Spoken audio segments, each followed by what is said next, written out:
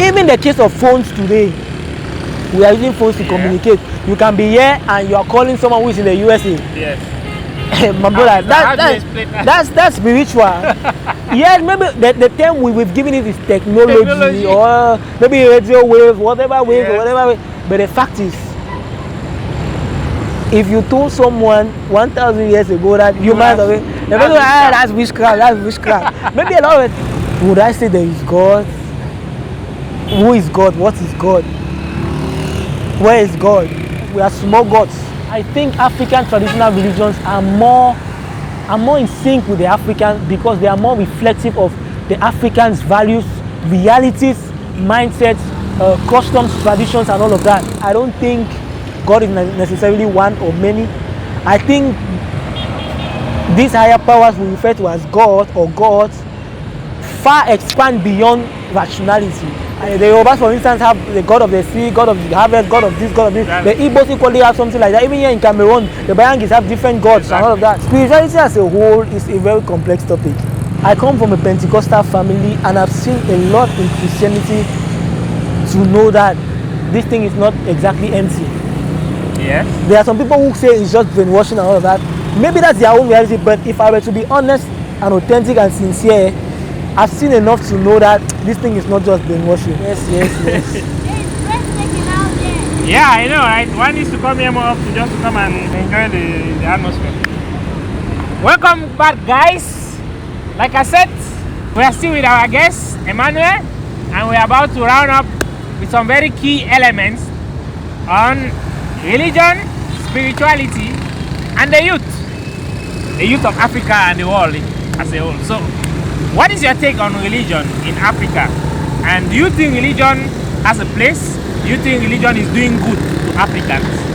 Okay, beginning with the first aspect of the question, do I think religion has a place in Africa? Even before the advent of Christianity in Africa, even before the coming of Christian missions, I think in the 1780s or something of that nature, in the 16 something. The fact is, there were already religions in Africa. Probably we did not look at them as religions, but they were actually religions.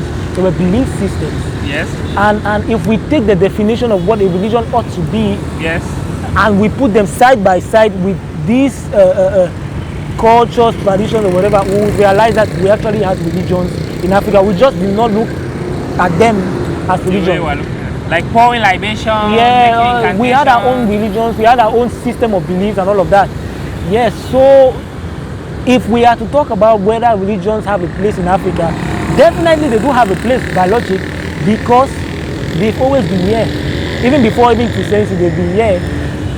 Now, as to whether religions are playing a positive or a negative role, I would say African traditional religions were probably more in sync with who we are because they express more of who we actually are, more of our own values. They are not imported values. Exactly. You see, it's like the conversation we're having on feminism. Yes. You see, something can be working for a particular society because it works with their own values. Exactly. But our own values are quite different.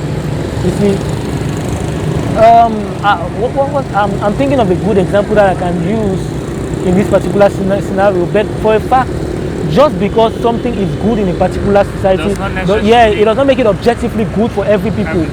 You understand? Yeah. For instance, now the lion, in his position as a lion, knows that its own religion might be survival of the fittest. I have to, fit on other animals. The antelope, for instance, is not the type of animal which preys on probably not the type of animal which preys on other animals. Maybe it survives by eating grass and all of that, herb and all of that. Its own religion should be more reflective of its own reality. Exactly. You see, it should not be based on the lion's own religion. You see, it should be more in sync. It should be more reflective of who exactly or what exactly he or she is. Okay. So that's how I look at religion. I think African traditional religions are more in sync with the African because they are more reflective of the Africans' values, realities, mindsets, customs, traditions, and all of that. That said, I would say that Another way some of these religions can be looked at is that maybe they have maybe some of these are African traditional religions. They can be looked at as maybe in some aspects bad in quotes, because they have some of these aspects which are not exactly good for society.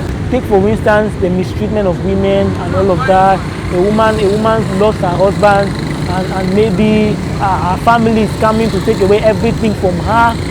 Whenever she has children, she has to take care of. This man left behind children and all of that.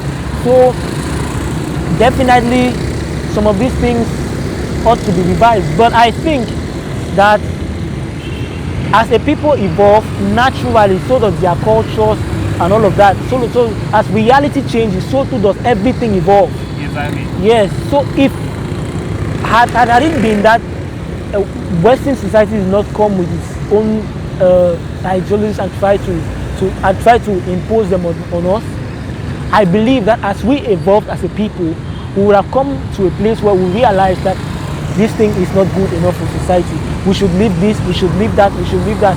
It's just how it's basically the same way we've been doing for millennia before the advent of the whites in Africa. There are so many of our customs which were not good for society, and at a particular point they were banned. Our chiefs, our leaders banned them because our leaders in society, maybe the advisors of the chief, the advisors who sat around, the elders. Yes. Yeah, that's the word I was looking for. The elders sat down with the chief and they thought, no, this particular aspect of our tradition is not good. We have to eliminate it. That's more reflective. That's far better, because when it truly comes, when development in quotes comes from the grassroots, it is more sustainable. Why? Because it is where these people are at. It is more reflective of these people. It is when a husband and a wife, for instance, they are together because they truly understand each other. It's totally different from where it's the family that is trying to force them to be together, force them to do things this way, do them new. When it's more authentic. The fact is, even without the family or any external factors, it will still be sustained. The love will still be there. The care will still be there. Why? Because it's true. It's their reality. You see. But in this particular case, we have Western traditions, Western ideology, Western stuff which are imposed on us, and they believe that they've helped Africa develop. They've civilized Africans.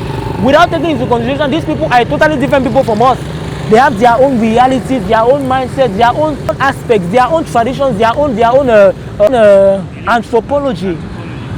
They come from a particular place which is totally different from ours. They have their own systems which are totally different from ours. So it is I would weigh more on African traditional religions in that aspect, because I think they are far better. Okay. Now with the case of Christianity, my brother, to be honest, religion. So you say there's God?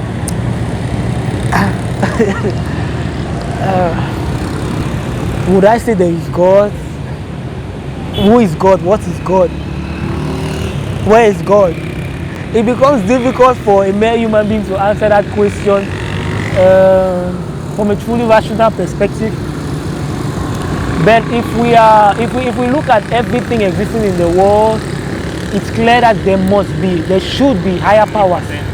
There should be higher power, at least higher powers. I don't know if it's just one power, but there should be some higher power or higher powers out there.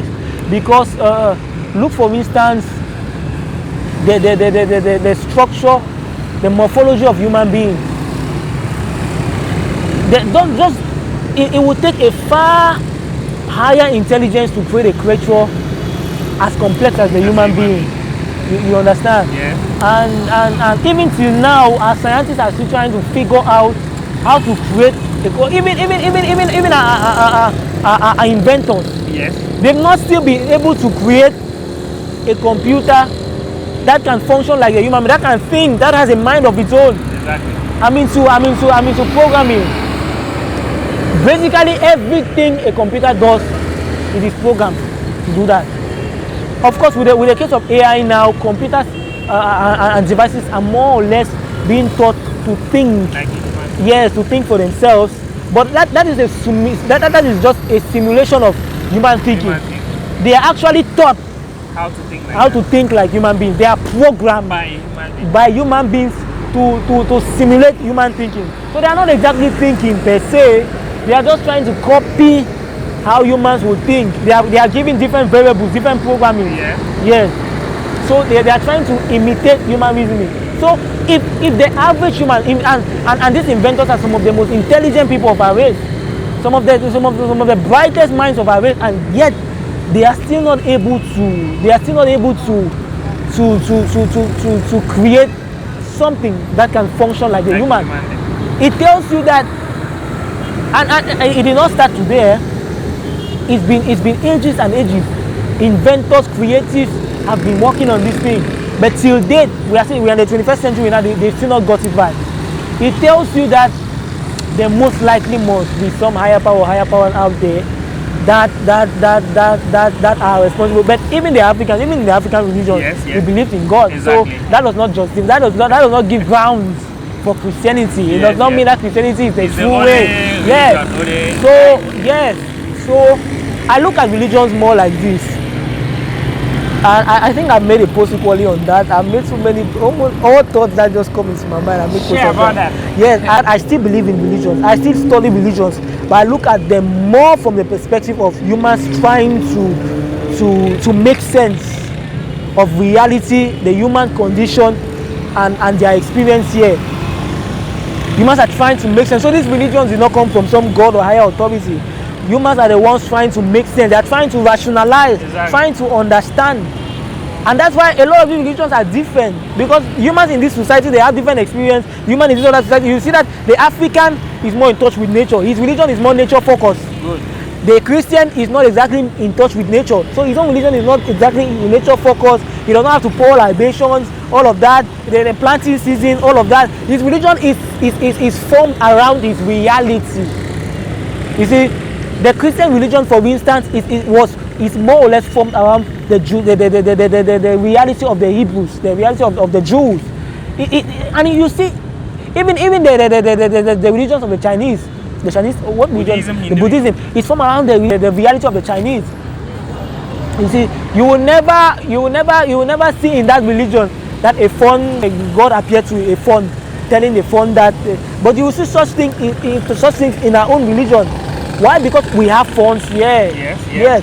So religions tend to reflect the reality of a people, and that gives ground to think that these religions are not actually from some higher authorities. Maybe these higher powers and authorities inspired these different peoples to have some thoughts about these religions, so that they were able to put it down, to craft something and all of that. Because we humans are actually extensions of some higher. If some higher power actually created us, then we're actually extensions of this higher power. We actually, because if you cook chop, that chop, it be a reflection of your ability. It be a reflection of you. If you be person where it take the time cook something fine, it go show to for that chop. If you person where know how to cook, it go show to for that chop. All that kind of thing. So we are more or less reflectors we are reflections of the higher power that created us, or the higher power or higher powers that created us. So in that sense we are small gods, and as such it makes sense that we are able to try to rationalize what this God or higher powers are, all of that. And I tend to not talk of God, I tend to talk of higher powers, because I think this concept of God is more limited, it's more Christian oriented, it's more oriented to religion. But when you talk of higher power, it's more Africans were on the right track then, because they have always talked about gods in plural in the African religion, if I'm not mistaken. They always say the gods in plural. Oh, the gods of water, the gods of land. I mean, if I'm not mistaken, I think Africans are always consistent, always consider that the powers were multiple. But yes, Africans, the majority of Africans anyway, have always thought that way. But it's not just Africans. The Greeks, for instance, had the Greek pantheon. Yes. The Zeus, Athena, the pantheon of gods, a circle of gods. The Yorubas equally have something like that.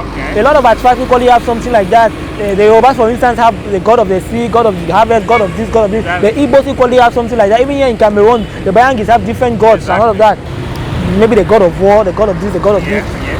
This is how they were able to rationalize about these higher powers. That's how I see it. I don't think God is necessarily one or many. I think these higher powers we refer to as God or gods far expand beyond rationality. I think we as humans might not be able to adequately rationalize what these gods are, especially because they are out of our own kind of experience. The fact is, if these gods actually created humans, that means they must have pre-existed humans. Yes. Now, with our own limited human understanding, we believe that for something to exist, it must have been created. But if we go even by that understanding, if we follow that understanding right to the root, we realize that there would have to be, logically, there would have to be a first cause. There would have to be someone who existed first to create every other, because things are not with our own human reason, of course. We cannot understand the fact that something exists without having been created. But the fact is, logically, if everything exists, there should be something, at least from the standpoint of human reasoning, yes, there should be one person or one being that existed and then created every other being, every other creature, and all of that. But the fact is, this being would not have been created. That's the only way we humans can think about it. Yeah. But then, how can someone exist without being created? We cannot understand that. So it's beyond our human I think it's beyond human understanding. So it's more of belief and faith. At this point, we have just belief and faith. Even with African traditional religions, and a lot of African traditional religions are actually potent. There is power in them. If anyone who has grown in the village and has seen things happening, yes, would not even argue whether witchcraft is real or witchcraft is not real. They will not argue that some of these traditional powers are real. Nah, they will not. Even the Christians who will tell you that his own God too is real. Yeah, even Christians have had experiences. Yes, with yes. Even as a Christian, when I was really involved in Christianity, I had experiences where I prayed and things changed. Miraculously. Maybe the Christian God answered my prayer. I don't know. Yeah, so it's really complex. We really don't know how to rationalize. But I believe if there are gods up there, they are looking at us and with some kind of compassion, and they are just smiling and laughing among themselves that these humans are trying by all means to understand us and all of that. But well, we are trying the best we know. But I find that with a lot of different religions, with a lot of different peoples, with a lot of different ideologies, which are of religious orientation, there are powers involved. For instance, there are Buddhist monks who can walk on coal. You know this this ashes fire. They are burning coal. They can walk on this thing. They've maybe meditated or trained themselves to come to a spiritual place where, yes, they can walk on it and they can show you their leg. It's not like it burned them or their leg is still there like that. Normal, as if they did not walk on this thing. But of course, it's inconceivable. How can a human being do that? It's inconceivable. You see, even the case of phones today, we are using phones to communicate. You can be here and you are calling someone who is in the USA. Yes. My brother, that's spiritual. Yes, maybe the term we've given it is technology. Or maybe radio wave, whatever wave, or whatever wave. But the fact is, if you told someone 1,000 years ago that humans that's witchcraft. Maybe a lot of the things we describe as witchcraft now, yes, there are things maybe in the future humans, they are just, maybe they are just our understanding as of now. Humans in the future would understand these things and all of that. So, yeah. Wow, very interesting. We're going to round up with, what do you say your last advice to, or if you were to give a couple of advices or a couple of words of advice to the youth? First and foremost, our youth should be more daring. They should explore more. And secondly, we are a generation of youths that are so full of themselves. We don't want to learn. As I told you of Mr. Otobi's song, he's someone who has been my chief. He's someone who has been a great mentor to me. A lot of the way I think and a lot of that he has been because people like him helped to nurture me. They help to orientate me. They help to properly drill me on certain things. You understand?